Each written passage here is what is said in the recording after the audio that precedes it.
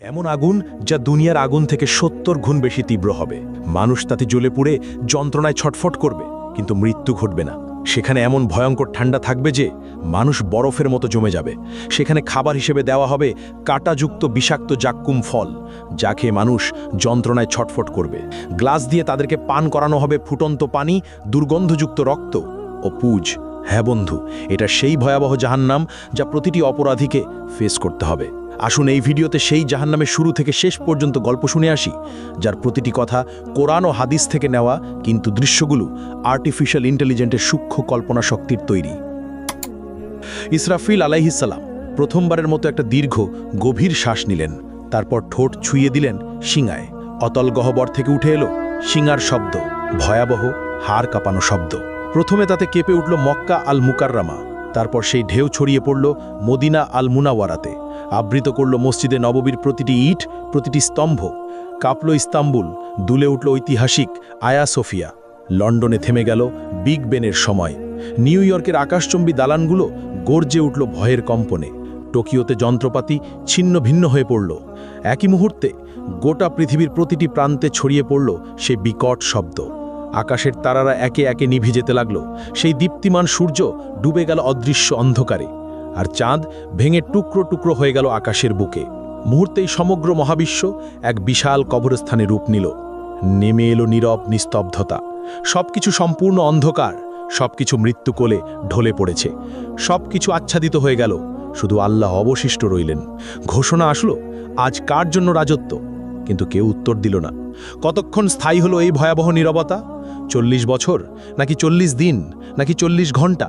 কেউ জানে না, কারণ সময়ও থেমে গেছে, স্থানও বিলীন হয়ে গেছে।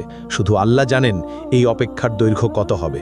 মৃতরা মিশে গেছে মাটির সঙ্গে, হাড়গুলো মিশে গেছে ধুলায়, চুলগুলো পচে গেছে, নখেরও অস্তিত্ব নেই।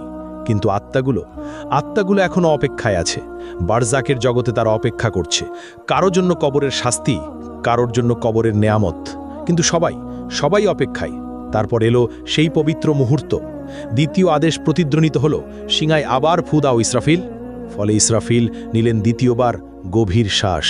কিন্তু এবার তা ভিন্ন, এবার তা জীবনের শ্বাস, এবার তা পুনরুত্থানের শ্বাস। ইসরাফিল দ্বিতীয়বারের মতো সিংগায় ফু দিলেন। শব্দ ছড়িয়ে গেল সর্বত্র। পৃথিবী ফেটে যেতে লাগলো প্রচণ্ড শব্দে। এক এক করে কবরগুলো খুলে গেল। ভেতর থেকে উঠল হাত, তারপর বাহু, তারপর মাথা। হাড়গুলো এক একে জোড়া লাগলো। মাংস জুড়ে গেল হাড়ের সঙ্গে, চুল গজিয়ে উঠল মাথায়, চোখ বসে গেল চোখের কোটরে। প্রতিটি মানুষ দাঁড়িয়ে গেল একে একে, ধুলো মাটিতে ঢাকা, অবাক, নগ্ন, ভীত আর কাঁপছে। তারা জিজ্ঞেস করল, কে আমাদের ঘুম থেকে জাগালো? তারপর তারা মনে করল সেই ভয়াবহ সত্য।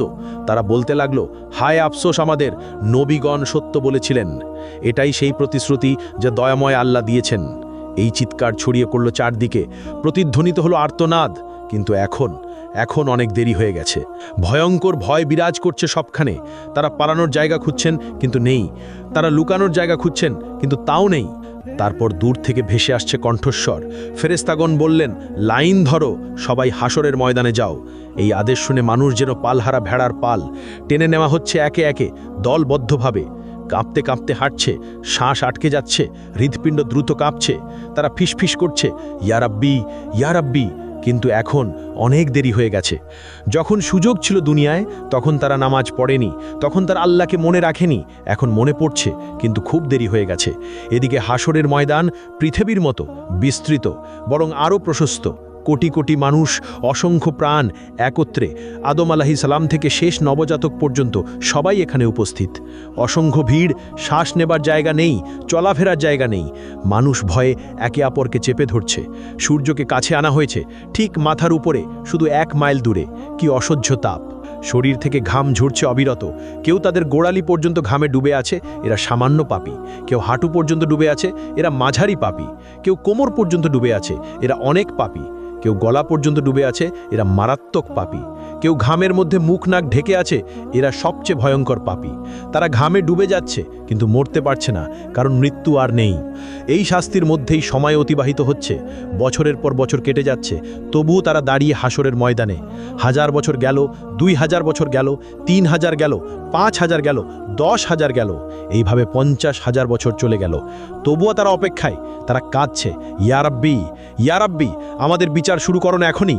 এই অপেক্ষা শাস্তির চেয়েও কঠিন। আমাদেরকে জাহান্নামে নিক্ষেপ করো, কিন্তু তবু এই অপেক্ষা শেষ করো। আমরা